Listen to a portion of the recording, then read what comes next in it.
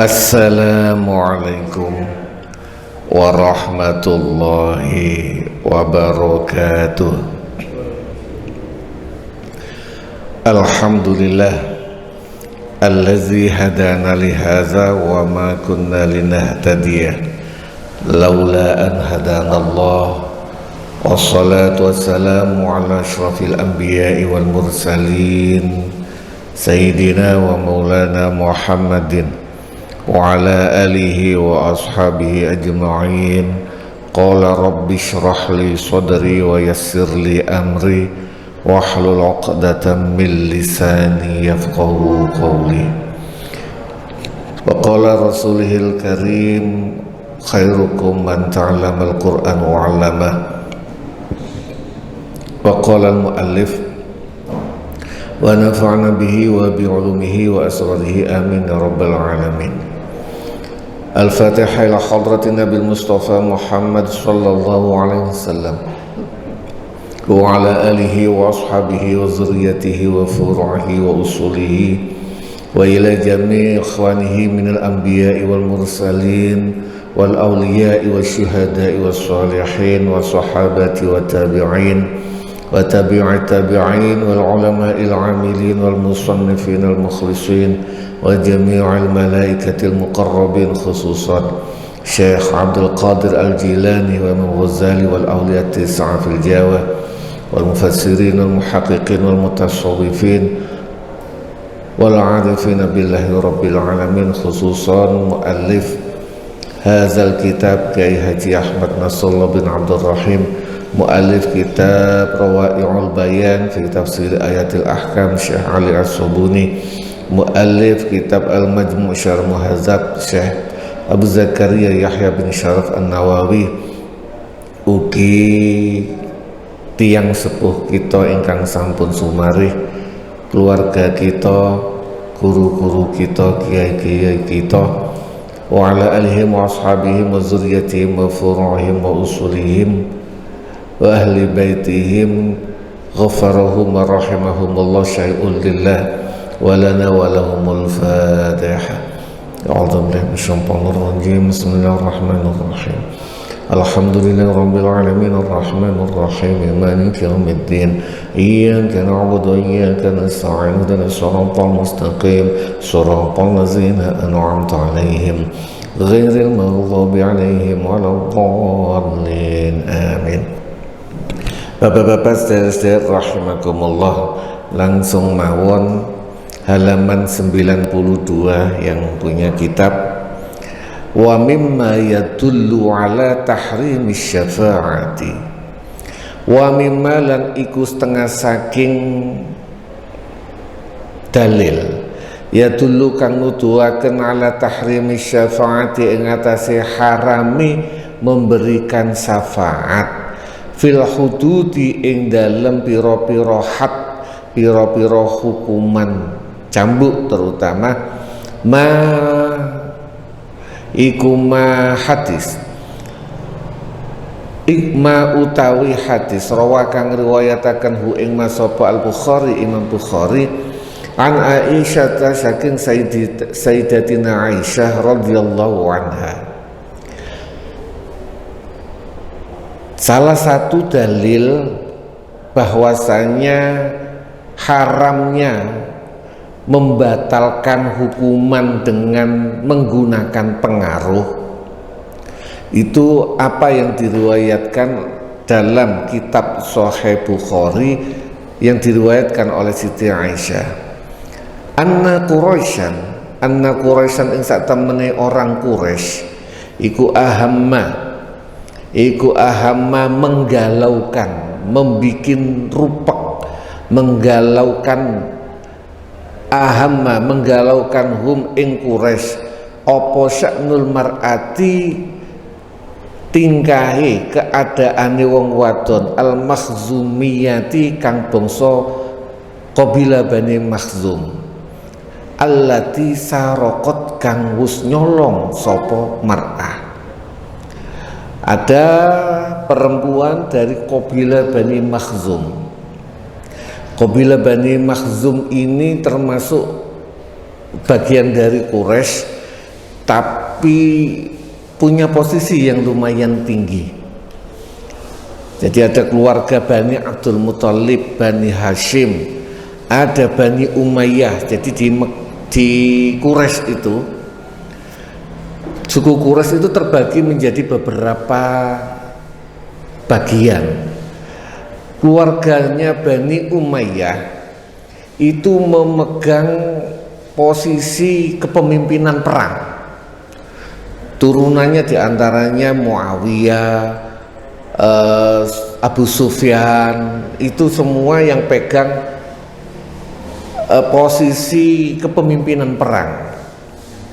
Sedangkan Bani Hashim dan Bani Abdul Muthalib, keluarganya Kanjeng Nabi, sama tokoh, cuma bagian ngopeni ngurusi Ka'bah sama menyiapkan bagian dhiyafah.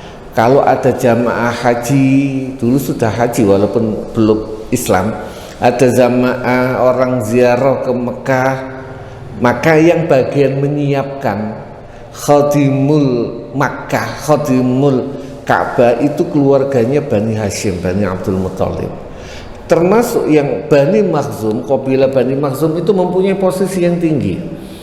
Maka banyak orang keluar, kalau nggak salah Umar bin Khattab, Khalid bin Walid itu Bani Makhzum, termasuk Abu Jahal. Abu Jahal itu Bani Makhzum. Kalau Abu Lahab Bani Hashim. Jadi yang musuhi Nabi secara getol itu yang keluarga itu Abu Lahab. Kadang-kadang kita kecampur-campur. Sedangkan Abu Jahal itu bukan keluarga. Tapi memang pada dasarnya dia terkenal sebagai orang yang cerdas. Nama julukannya Abu Jahal itu Abul Hakam, orang yang sangat cerdas, sangat bijaksana. Tapi ketika dia musuhi Nabi, dengan logikanya yang biasa pinter jadi bodoh, maka dia berubah menjadi Abu Jahal.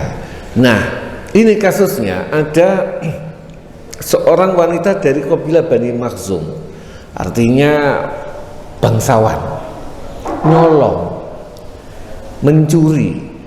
Di syarahnya, saya coba membuka syarahnya, sebenarnya dia tidak mencuri, tapi pinjam, gak ngakoni. Akhirnya hukumnya pada ambek mencuri. Dia pinjam, gak ngakoni. Mungkin kalau di pondok itu biasanya disebut ghosab, padahal bukan ghosab. Ghosab itu mengambil dengan paksa. Nah, kalau di pondok sering, kalau pondok-pondok klasik itu di zaman itu kita pakai sendal. Sampean bertamu ke pondok pakai sendal, habis itu ada santri sandal sampean dipinjam, nggak ngomong. Habis itu gak karu-karuan sandal itu, begitu pulang kita pulang sandalnya gak karu-karuan. Nah, itu kurang lebih kayak gini. Nah, ini orang terhormat, gak nyolong, tapi pinjem gak ngakoni. Kalau pinjem ngakoni itu kan beda lagi, berarti dia mempunyai keinginan untuk mengembalikan. Tapi ini pinjem gak ngakoni, walaupun di syarah yang lain gak masuk akal. Karena dalam riwayat yang lain Nabi itu pernah bersabda, orang yang pinjam gak ngakoni jahat itu tidak sampai menjadikan hukuman potong tangan. Ini kemungkinan dia mencuri, ini yang lebih kuat, dia benar-benar mencuri, walaupun ada riwayat yang lain mengatakan cuma pinjam gak ngomong, gak ngakoni. Ada orang kaya mempunyai kecenderungan mencuri, ngutil, apa namanya itu, banyak artis-artis itu banyak kaya, dia sebenarnya nggak butuh dengan barang yang dicuri itu, tapi apa saya lupa namanya,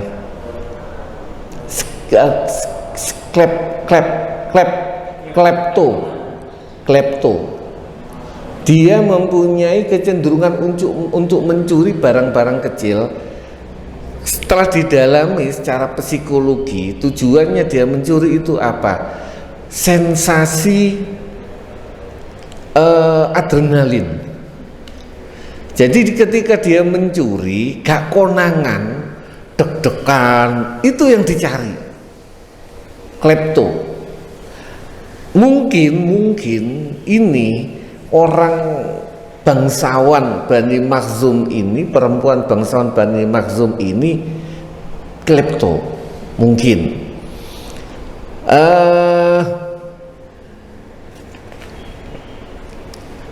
Faqalu mongko ngucap sopo wong akeh dari kabilah Bani Makhzum, man utawi sopone wong iku yukalimu isok nggunemi sapa man fiha ing dalem kasus wanita Bani Makhzum Rasulullah sallallahu alaihi wasallam. Ribut orang Quraisy, keluarganya Bani Makhzum itu geger. Sopo yo sing iso berbicara dengan Kanjeng Nabi? Ini kan hampir semua orang ketika keluarganya, anaknya terkena kasus pasti kan bingung mencari relasi yang bisa ngomong, iki dicekel nang ndi, iki sing iso ngubungi iki sapa? Kurang lebih begitu. Cuma ini kasusnya sudah sampai ke Rasulullah, bingung mereka mencari koneksi yang bisa berbicara dengan Rasulullah Muhammad sallallahu alaihi wasallam. Faqalu mongko ngucap sapa keluarga Bani Makhzum, waman utawi sapane wong, waman bisa jadi man nafiyah, mayyajtari wa mayyajtari lan ora ono kang wani kendel alaihi ing atase Rasulullah sapa illa Usama bin Zaid, kejaba Usama bin Zaid hibbu Rasulillah sallallahu alaihi wasallam, sahabat kesayangane Kanjeng Nabi Muhammad sallallahu alaihi wasallam. Jadi golei yang punya koneksi, yang berani bicara dengan Nabi tentang ini syafaat, iku sopo. Akhirnya ketemulah link koneksi yang namanya Usama bin Zaid, termasuk salah seorang sahabat kesayangan Nabi. Jadi kita itu kan tahunya sahabat kesayangan Nabi itu cuma Abu Bakar, Umar, Utsman, Ali. Padahal banyak, bahkan ada riwayat semua sahabat itu merasa menjadi kesayangan Nabi, merasa diperhatikan sama Nabi, saking peduli Nabi dengan para sahabat. Sehingga kalau sahabat itu pingin matur kepada Kanjeng Nabi, Nabi itu tidak ngadep gini terus piye, tidak. Nabi itu langsung merubah dengan badannya, ngadep terus pundi kalau oman ada apa nggih. Jadi merasa setiap sahabat ketika curhat kepada Nabi, ketika minta doa kepada Nabi, ketika melakukan komunikasi dengan Nabi, merasa semua sahabat merasa dia spesial. Nah ini semua sahabat mempunyai seperti itu, tapi Usama bin Zaid berdasarkan pandangan kabilah Bani Makhzum adalah orang spesial. Mereka nggak berani ngomong kepada Umar. Seingat saya Umar itu kabilah Bani Makhzum. Kenapa? Nek ngomong nang Umar dikeprui Umar dewi. Umar itu orangnya kan nggak bisa. Maka ngomonglah mereka wadul kepada Usama bin Zaid. Lalu Usama bin Zaid fakallama mongko gunemihu ing Rasulullah sapa Usama. Maka Usama matur nang Kanjeng Nabi. Faqala mongko dawuh sapa Rasulullah sallallahu alaihi wasallam, atasfa'u fi haddin min hududillahi ta'ala. Usama atas ono to nyafaati sapa sira fi haddin dalam menggugurkan hukuman min hududillahi saking pira-pira hukuman Gusti Allah Ta'ala. Awakmu pingin ta memberikan syafaat, menggugurkan hukuman orang ini, padahal ini melanggar hukuman Gusti Allah Ta'ala. Summa qoma mongko nuli jumeneng sapa Kanjeng Nabi fahtatoba mongko berkhutbah, memberikan statement sapa Kanjeng Nabi. Summa qala mongko nuli dawuh sapa Kanjeng Nabi. Nabi langsung berdiri dan menyampaikan. Jadi ada syarahnya, kenapa tidak menggunakan kalimat khotobah, langsung Nabi berdiri dan menyampaikan. Ini enggak ikhtatoba. Maknanya Nabi itu statement yang penting, sehingga ketika menyampaikan khutbahnya, pidatonya, ini keras, fahtatoba, ini statement keras. Summa qala mongko dawuh sapa Kanjeng Nabi, innama uhlika sak temene den rusak den hancuraken sapa allazina qablukum, pira-pira wong akeh sadurunge sira kabeh, iku annahum ming sak temene allazina iku kanu ana sapa allazina iza saroko tatkalani nyolong fihim ing dalem allazina sapa asyarifu wong kang mulya bangsawan wong kang kuat taroku mongko ninggal sapa allazina hu ing syarif. Wa iza saroko lan tatkalani nyolong fihim ing dalem allazina sapa ad-dhaifu wong kang lemah secara ekonomi, lemah secara status, lemah secara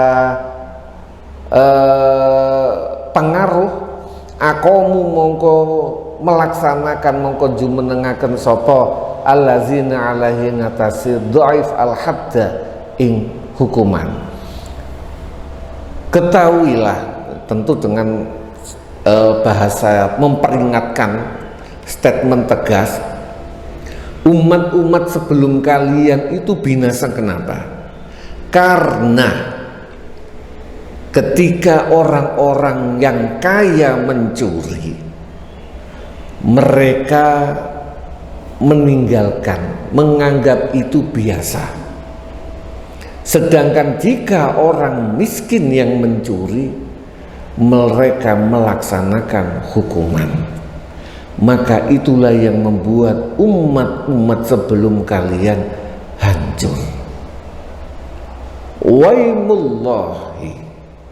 Waimullahi demi Gusti Allah, lau anna Fatimata lamuno Fatimah binti Muhammad putrane Muhammad, pintu putrine Kanjeng Nabi Muhammad sallallahu alaihi wasallam, lamuno sarokot lamuno nyolong sapa Fatimah, laqata'tu mongko yekti ngetok sapa ingsun yadaha ing astone Fatimah. Ketahuilah, bahkan jika Fatimah binti Muhammad tidak menggunakan jika putriku. Kenapa? Karena status hukum di depan hukum siapapun sama, maka langsung menyebut bahkan Fatimah binti Muhammad, tidak mengucapkan bahkan putriku pun, itu berarti sudah ada perbedaan pengaruh. Tapi Fatimah binti Muhammad pun jika nyolong, aku akan putus tangannya.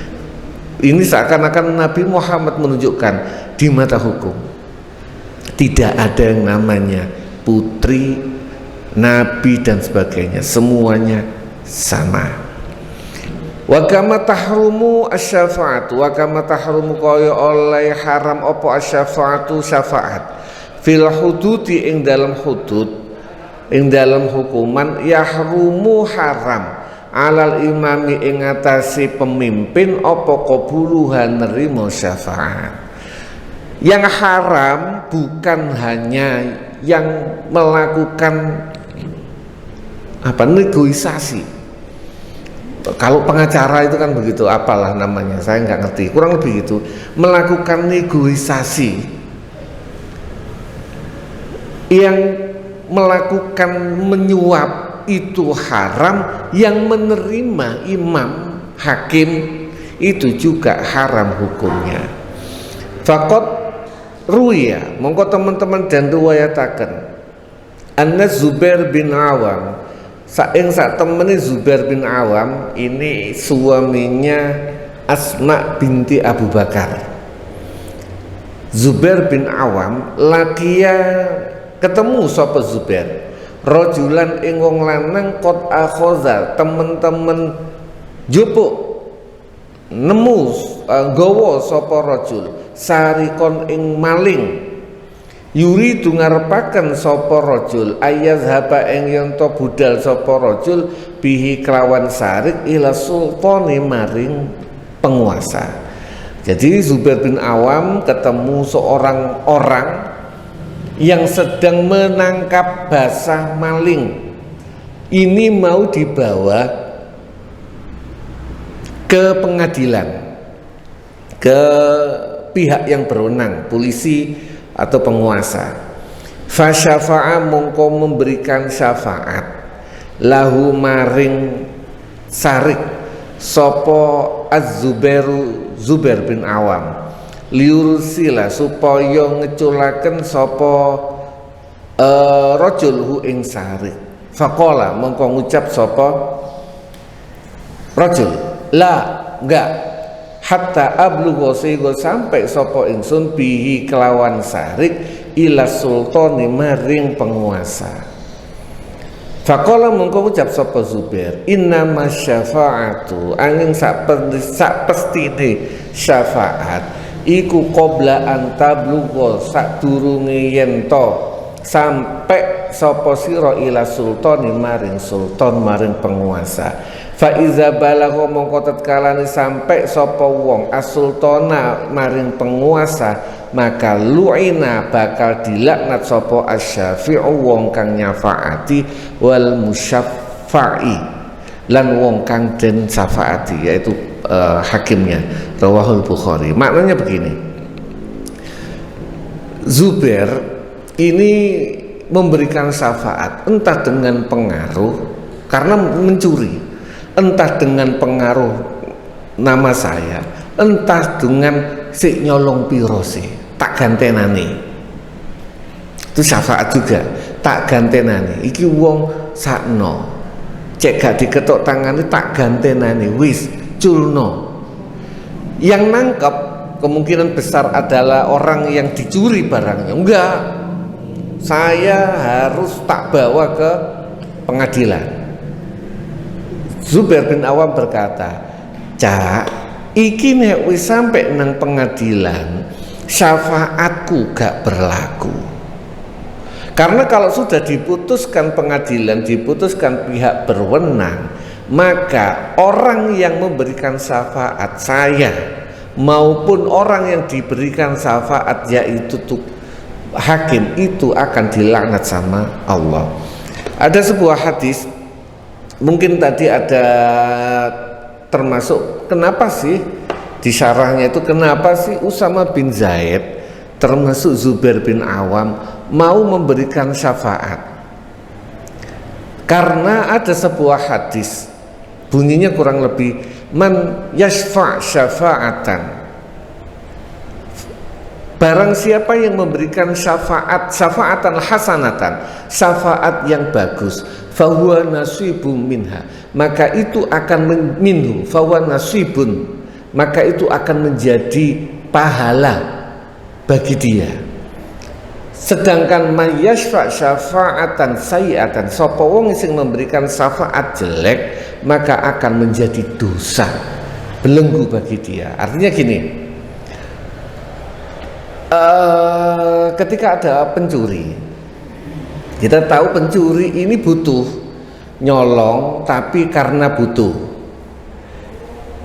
Kita gak usah digawa nang pengadilan. Duwike tak balekno. Ini memberikan syafaat. Maka itu akan mendapatkan ganjaran. Tapi jika iki wis rumaling temenan, profesi, kita memberikan syafaat, ngijoli, itu akan menjadi dosa bagi kita. Maka memberikan syafaat yang baik itu juga bagus, tapi sebelum putusan pengadilan, sebelum sampai ke penguasa. Kayak tadi Usama bin Zaid, salahnya kenapa? Sudah sampai Rasulullah. Kalau damai duluan dengan diselesaikan secara kekeluargaan, itu kan bahasanya. Syafaat itu juga urusan diselesaikan secara kekeluargaan, itu syafaat. Tidak semua harus sampai ke pengadilan. Jadi diselesaikan secara kekeluargaan itu termasuk syafaat sebelum ke pengadilan.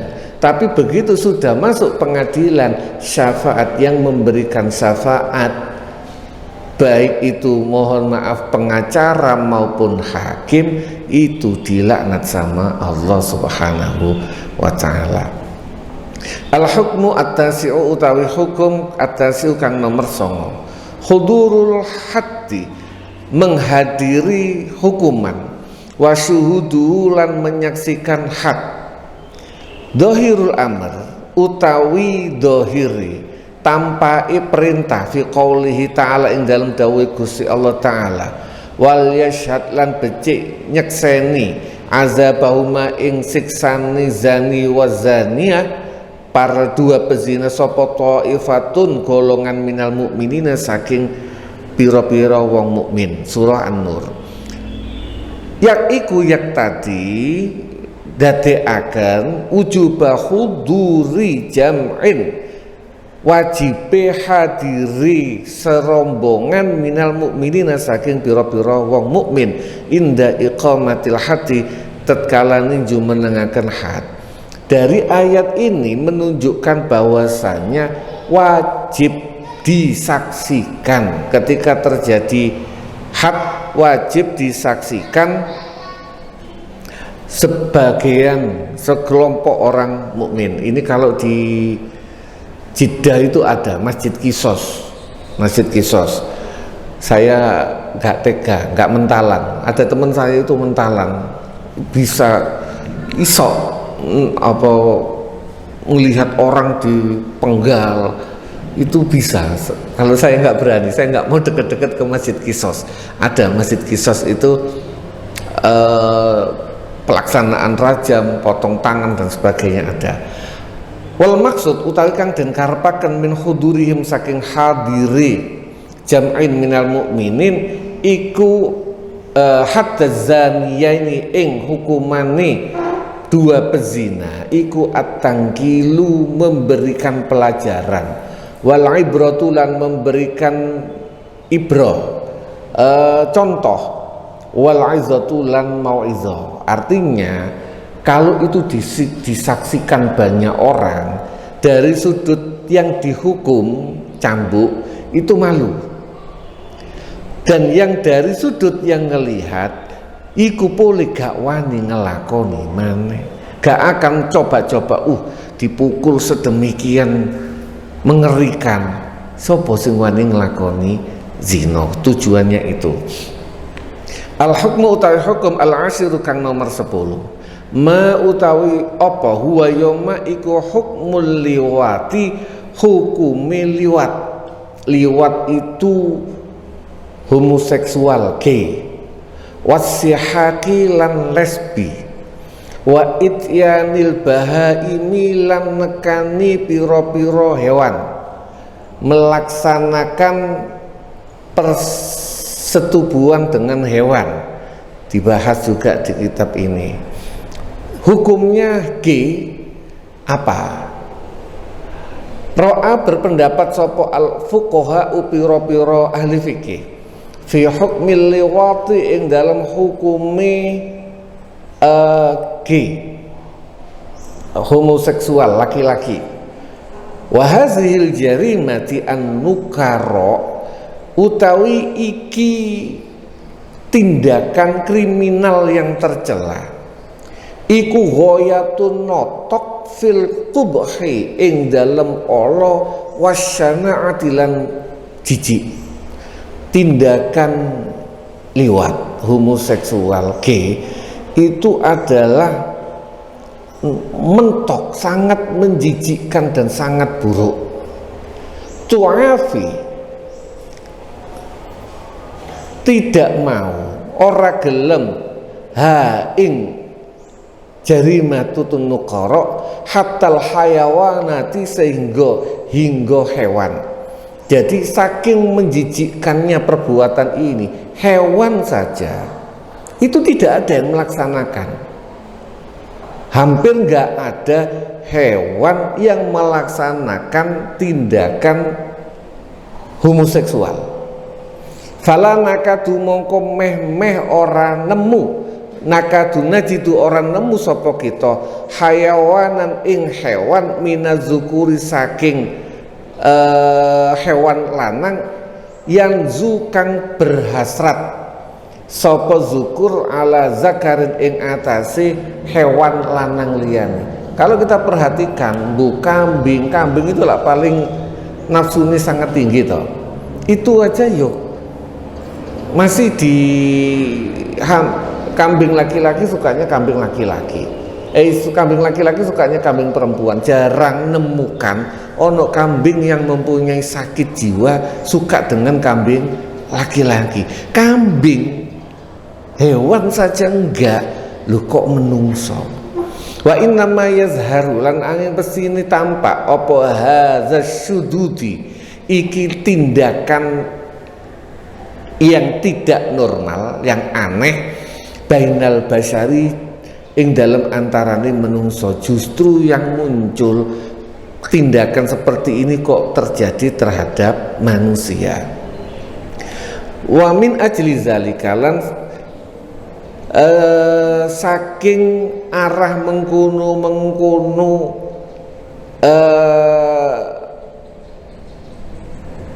syana'ati fil qubhi wasyanaati nastati'u mampu sapa kita annaqula ing yen to ngucap sapa kita inna hadzan nau'a sak temene inilah macam minasuzudi saking perkara yang gak normal. Nastati annaqula lausatan akhlaqiyatan ing pencemaran akhlak. Jadi tindakan homoseksual itu bisa dikatakan sebagai pencemaran akhlak. Wa maradun nafsi, dan sakit jiwa. Khatirun, kang mengkhawatirkan, kang parah. Wahua utawi liwat iku inhirafun nyeleweng bil fitrati kelawan fitrah. Tastaujibu kang mewajibkan akhda muqtarifiha ing ngalap pelaku tindakan ini bisiddati dengan tegas, dengan keras. Karena ini penyelewengan dari fitrah manusia, maka wajib untuk memperlakukan pelaku ini dengan tegas dan dengan keras. Waqad ikhtalafalan teman-teman berpendapat sapa al-fuqaha'u ahli fikih fi takdiril uqubati ing dalam memperkirakan hukuman allazimati kang wajib laha maring jarimah ala salasati mazahib ing atase telu pro perkara, sehingga ulama memberikan terjadi perbedaan pendapat tindakan hukuman apa yang pantas buat pelaku kriminal homoseksual ini. Awalan, yang pertama, mazhabul qailin, mazhabnya mereka yang berkata bil qatli, dengan dibunuh mutlakon mutlak. Mazhab fuqaha ahli fikih berpendapat golongan pertama mereka wajib dibunuh secara mutlak. Sanian, mazhabul qailin, mazhab yang berkata bi anna haddahu, kelawan sak temene hukumane hate liwat iku ka haddi zina, koyok hukumane zina. Jadi kalau menurut mazhab yang kedua, jika pelakunya ini belum menikah tapi melaksanakan homoseksual, maka hukumannya cambuk. Tapi jika dia sudah menikah kok jik ngelakoni gitu, maka hukumannya rajam menurut mazhab kedua. Salisan, mazhabul qailin, mazhabnya yang mereka yang berpendapat bitaziri, dengan ta'zir, hukuman berdasarkan kebijaksanaan hakim.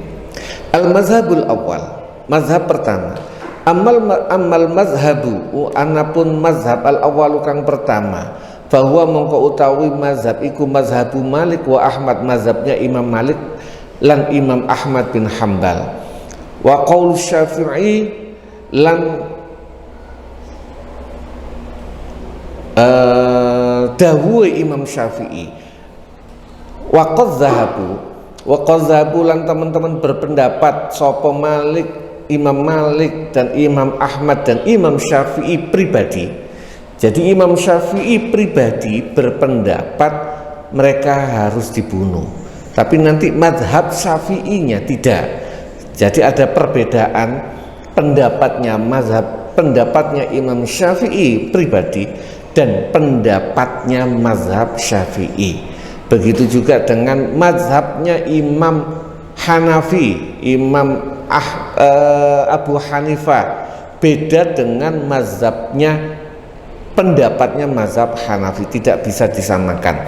Wa qad zahabu lan teman-teman berpendapat sapa Malik, Ahmad lan Imam Syafi'i ila anna haddahu, maring sak temene hukumane pelaku liwat iku al-qatlu, dibunuh. Sawaun podo kana ana sapa pelaku iku bikron, bujangan, belum menikah, au sayyiban utawa sudah menikah, fa'ilan pelaku, au maf'ulan bihi atau yang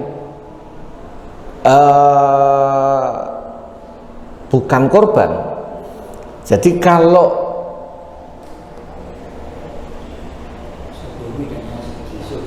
ya pokoknya gitulah. Jadi sedikit saya sempat mencoba bertanya. Jadi di kalangan gay itu ada namanya homo, ada namanya banci. Gay, homo itu take and give. Mereka melaksanakan take and give.